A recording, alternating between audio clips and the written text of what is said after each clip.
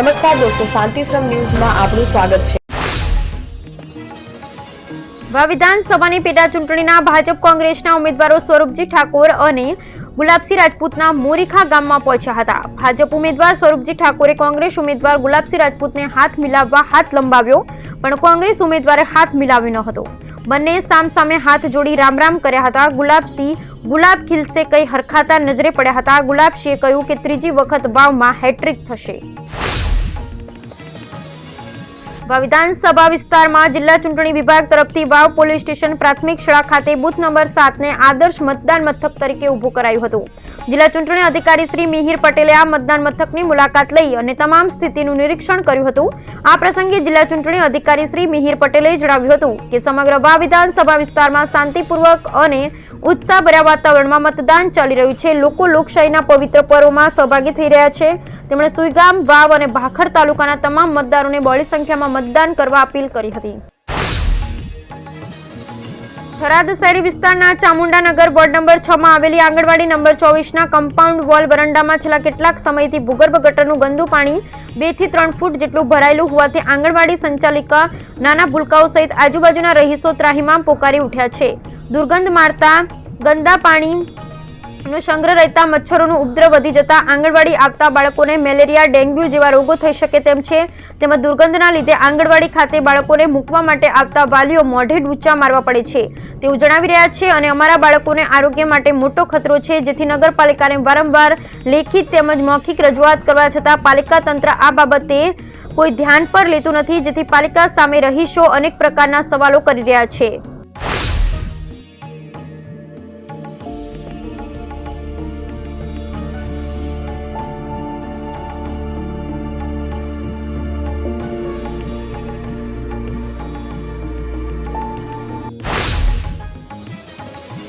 ડીસા શહેરમાં છેલ્લા કેટલાક સમયથી ઠેર ઠેર ગેરકાયદેસર દબાણોનો રાફડો ફાટ્યો હતો અને રોડ રસ્તાઓ સાંકડા બની જતા વાહન ચાલકો અને રાહદારી સહિત સિનિયર સિટીઝનો, શાળા કોલેજમાં અભ્યાસ કરતા વિદ્યાર્થીઓને રોજબરોજ અવરજવર કરવા હોય ભારે ટ્રાફિક જામ વચ્ચે મુશ્કેલીનો સામનો કરવો પડી રહ્યો હતો। ત્યારે મીડિયાના ખાસ અહેવાલ બાદ ડીસા નગરપાલિકાના પ્રમુખ સંગીતાબેન દવેની સૂચનાના પગલે ચીફ ઓફિસર ગૌરાંગ પટેલ સહિત દબાણ શાખાના ચેરમેન ચારમીબેન વસંતભાઈ શાહના માર્ગદર્શન હેઠળ ડીસા નગરપાલિકા દ્વારા આજરોજ સવારથી ગેરકાયદેસર દબાણો દૂર કરવાની કામગીરી હાથ ધરવામાં આવી હતી। ડીસા જલારામ સર્કલ પાસે પ્રાંત ઓફિસની સામે ઊભી રહેતી નાસ્તાના સ્ટોલના દબાણો દૂર કરાયા બાદ પશુ બજાર વિસ્તારમાં આવેલ વિજય પટેલ શાક માર્કેટની સામે દુકાનોની બહાર ઊભી રહેતી લારીઓ દૂર કરવામાં આવી હતી। સાથે મોબાઈલના દુકાનદારો દ્વારા દુકાનોની બહાર મુકાતા દુકાનના બોર્ડ પાલિકા દ્વારા કબજે લેવામાં આવ્યા। ડીસા વોર્ડ નંબર 9 ના તીનબત્તી વિસ્તારમાં આવેલ નુરાની પાર્ક સોસાયટીમાં રહેતા નાસિર ખાન અહેમદભાઈ મકરાણી પોતાના ઘરે હાજર હતા।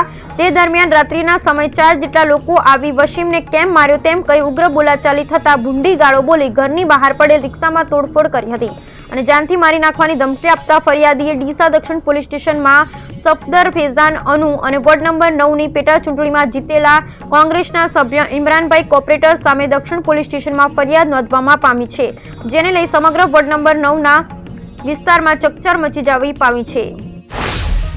કાંકરેજની ધર્મનગરી થરાથી પૂજ્ય આચાર્ય શ્રી પિયુષ ભદ્રસુરીજી મહારાજાની પ્રેરક નિશ્રામાં શ્રી સુરેન્દ્ર સિદ્ધાચલમ તીર્થ કુવાડાનો યોજાઈ રહ્યો છે છરી પાલિત સંઘ। માદરે વતનથી યોજાઈ રહેલા આ ભવ્ય સંઘમાં આપ પણ સંઘપતિ બની શકો છો, એ માટે પૂજ્ય ગુરુદેવનો સંપર્ક કરશો।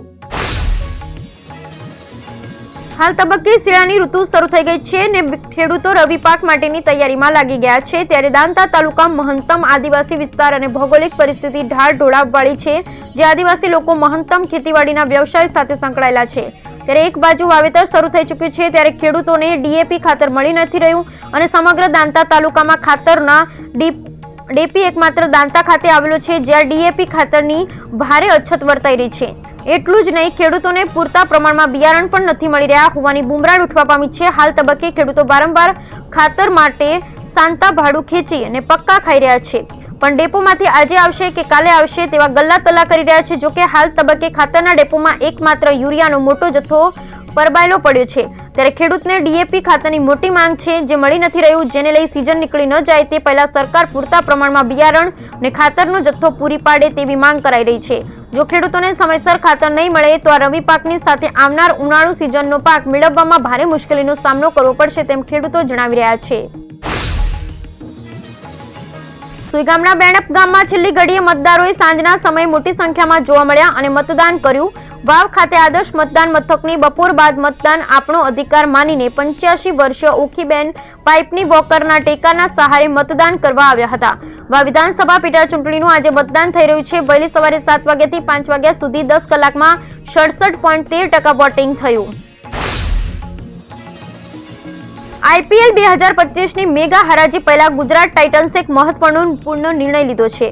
ટીમે પાર્થિવ પટેલને સહાયક અને બેટિંગ કોચ તરીકે નિયુક્ત કર્યા છે. પાર્થિવની ક્રિકેટ કારકિર્દી શાનદાર રહી છે. તે અનુભવી ખેલાડી રહ્યો છે. હવે તે કોચની ભૂમિકામાં જોવા મળશે. પાર્થિવને કોચિંગનો પણ સારો અનુભવ છે. તેણે ઘણી મોટી ટીમો સાથે કામ કર્યું છે અને પાર્થિવે મુંબઈ ઇન્ડિયન્સ અને રોયલ ચેલેન્જર્સ બેંગ્લોર સાથે કામ કર્યું છે. જૂનાગઢમાં ગરવા ગિરનારની લીલી પરિક્રમાનો વિધિવત પ્રારંભ ગઈકાલે રાત્રે 12 વાગ્યાથી થયો છે. પ્રતિવર્ષની જેમ આ વર્ષે પણ લાખોની સંખ્યામાં ભાવિકોએ વહેલા આવી પહોંચ્યા હતા. પરિણામે સોમવારે સવારે જિલ્લા વહીવટીતંત્ર અને વન વિભાગે વહેલી પરિક્રમા કરવા માટે ઇટવા ગેટને ખુલ્લો મૂક્યો હતો. બાદમાં જય ગિરનારીના નાદ સાથે ભાવિકોએ લીલી પરિક્રમાનો પ્રારંભ કર્યો હતો. તારીખ 11 અને 12 એમ 2 દિવસના પરિક્રમાના અલગ અલગ રૂટ પર 9 આધેડ વયના લોકોના હાર્ટ એટેકથી મોત થયા હોવાનું સામે આવ્યું છે. સુરતના જહાંગીરપુર વિસ્તારમાં અર્ધનગ્ન યુવકે હાથમાં ચપ્પુ લઈને ધમાલ મચાવી હતી. સ્થાનિક લોકોએ પોલીસને જાણ કરતા પોલીસ સ્થળે દોડી આવી અને યુવકને કાબૂમાં લેવાનો પ્રયાસ શરૂ કર્યો હતો. જેમાં યુવકે પોલીસ પર હુમલો કરી દંડો છીનવી લીધો હતો. આ ઘટનાને પગલે આસપાસના વિસ્તારમાં ડરનો માહોલ ઉભો થયો હતો. અડધી કલાક સુધી યુવકે પોલીસને દોડાવી હતી. હાજર લોકો અને પોલીસે મહા મુસીબતે યુવકને પકડી જહાંગીરપુરા પોલીસ સ્ટેશન લઈ જવાયો હતો.